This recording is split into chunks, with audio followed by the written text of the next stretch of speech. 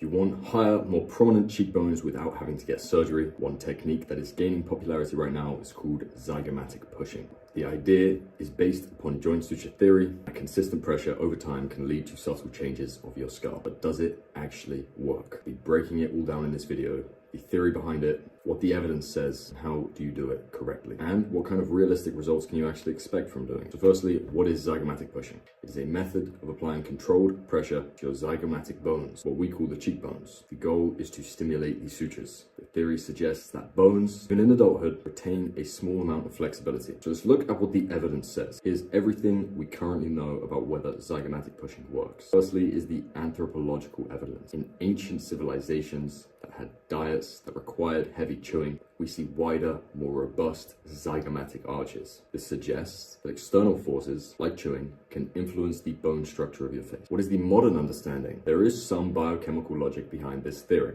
Consistent forces can influence bone remodeling over time, as we see in orthodontics. However, the flexibility of your zygomatic sutures heavily decreases with age, so the potential for significant changes is limited, especially in adults. This technique will work best for younger individuals, particularly those in their teen years, maybe early 20s, but far less so beyond 30. So the bottom line, while there is some theoretical basis, the evidence is anecdotal, and the results, if any, are subtle, especially as you get older. So with that in mind, how do you perform them? If you want to try zygomatic pushing, here is how you're going to do it effectively and safely. Firstly, begin by washing your hands. You watch skincare guys, you know why.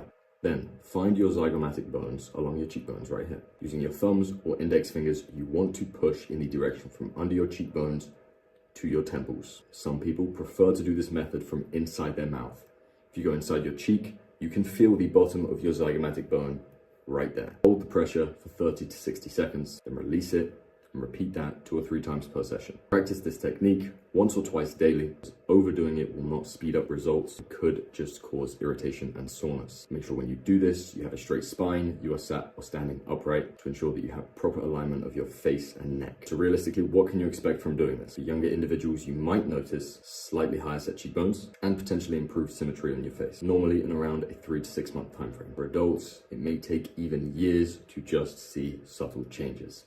Up to you if you do it or not. Understand that the effects are small at best. Zygomatic pushing is not a quick fix or even a guaranteed way to transform your face. However, it is a low-risk technique that is worth trying if you're patient and realistic. But you need to keep in mind these things of what to be careful of when doing so. Make sure you are not overdoing it. Make sure you're applying even pressure and avoid creating any asymmetries. If you have any pre-existing conditions like TMJ, or just avoid this one as a whole. And remember, if you're over 30, the results will be negligible due to your reduced suture flexibility. Zygomatic pushing is simple and low risk, so it's worth a try for those who are up for it. As always, let me know if you have any questions. Best of luck, gang.